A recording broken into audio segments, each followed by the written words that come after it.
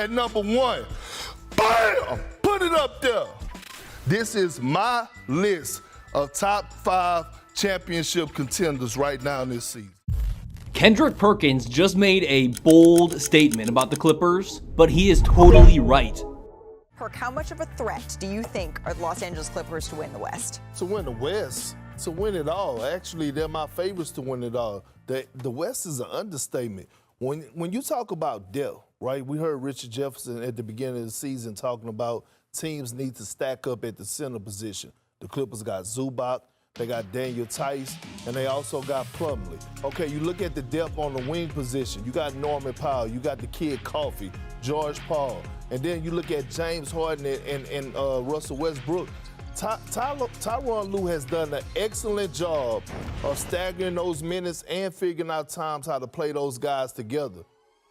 Not sure who George Paul is supposed to be, but Perk is totally right here. The Clippers are the deepest team in the league right now. At the start of the season, they seemed a little too wing heavy, but now Zubac is having a career year. Plumlee is playing really well, and Daniel Tice is looking like one of the better backup centers in the league, only a few months after being released by the Pacers. The odd man out seems to be PJ Tucker, and he knows it. PJ's been a nice role player for a lot of really good teams, and his pace and style of play seem to fit what the Clippers are going for. But when a team has this much talent, dudes tend to get left out when they're 38-year-old undersized power forwards. He hasn't played since November and just got fined $75,000 for publicly requesting a trade right before the deadline. Really, it's just hard to make time for players when you have this generation's Michael Jordan on the squad. At least, that's what Perk thinks. And you got Kawhi Leonard Jordan. And people out there saying, Perk, stop saying that. No, he mimics Michael Jordan. And if you go back and look at his San Diego State days, he actually was obsessed with Michael Jordan, watching film about Michael Jordan. But when I think about Kawhi Leonard, in any given series against any given player, he's going to come out on top, especially if he's healthy. Kawhi might be having a career year this season, despite being 32 years old and seemingly past his prime. He hasn't topped 60 games since 2017, when he was 3rd in MVP voting, and probably should have won. By the way, 2 of his teammates right now finished in front of him that year, but we'll get to them in a second. This year, he's on pace to play over 70 games, which is huge for the Clippers team. Since they were constructed in 2020 with PG and Kawhi, it's been nothing but disappointment, as their 2 stars just couldn't stay on the court. It's not like they weren't electric. Both Kawhi and George have made All-NBA teams in Clippers uniforms. They just can't stay healthy. They've been perennial title contenders in theory to start the season, only for fans and media to realize it's not gonna be their year. The closest they got was in 2021 when they made it to the Clippers' first ever franchise Western Conference Finals. But they lost because Kawhi got hurt. In his last 30 games though, Kawhi is averaging 25 points on 50-50-90 splits. No one has ever done that before. Now that he's healthy, is he this era's Michael Jordan? Perk pointed out that he's been a bona fide super team killer in his 2 title runs. He's that number 1 guy. He's a 2-time Finals MVP. He is a guy when healthy that is a top 10 player in this league.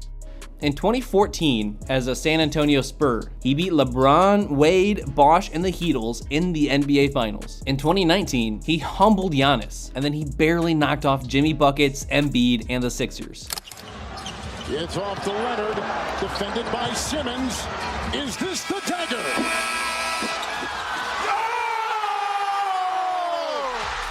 Then, in the NBA Finals with Toronto, he effectively ended the KD era in Golden State. How are you gonna bet against this guy if he's healthy? And he's not the only one. Once upon a time, Paul George never missed games. That is, except when his leg snapped in half during a USA basketball scrimmage. Other than that, he didn't miss more than 7 games from his sophomore season all the way until 2019, when he nabbed his only first-team All-NBA selection in his final year before joining the Clippers. Since then, not the same story. In his first 4 LA years, he played 48, 54, 31, and 56 games, and hasn't played a playoff game since the 2021 Conference Finals.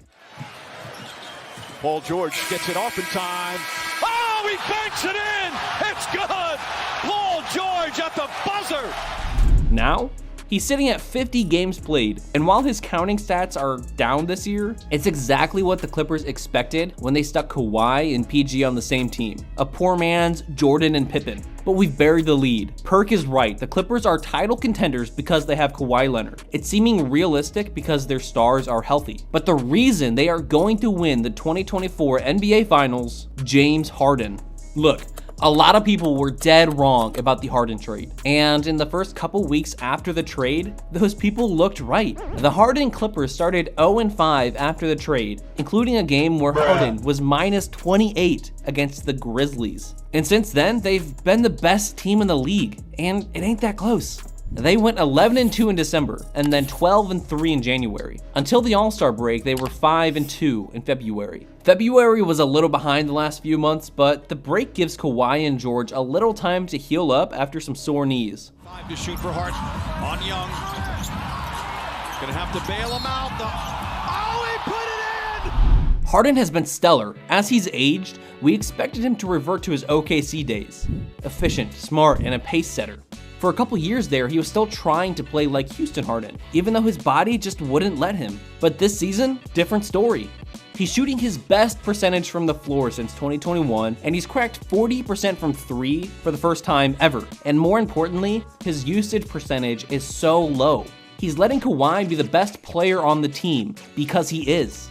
Harden's been controlling the offense like a proper point guard. He was never really a point in Houston, and he tried to be in Philly for a few months before getting fed up with his role. But now, genuine floor general. And Harden's former teammate has noticed. Clippers playing great ball. If anything, I'd probably say Clippers and give it to Kawhi. He's the best player I've seen. KD said the Clippers are the best team in the league right now, not including the Suns. The Clippers have been bouncing around near the top of the West for the last few months, and if their recent pace says anything, they're gonna end up on top.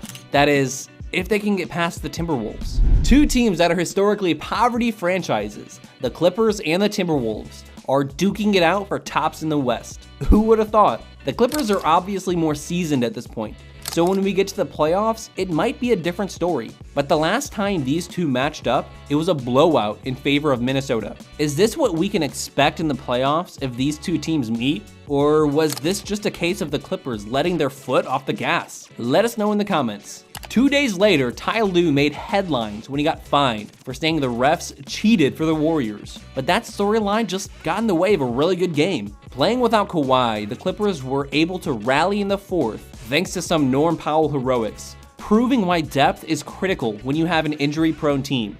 It's pretty much a lock that somebody is gonna miss time in the playoffs when you have 4 guys over 30 years old. Now, they've all been healthy, and Harden hasn't even missed a game while playing for the Clippers, but if one of their main guys misses a game or two in the playoffs, it's gonna feel good knowing your backups won't give an inch. There were rumors of Paul George heading back to Indy after this contract is up, teaming up with Pascal Siakam and Tyrese Halliburton on the league's most exciting young offense. But he made it clear that he wants to stay in his hometown LA once the contract is up.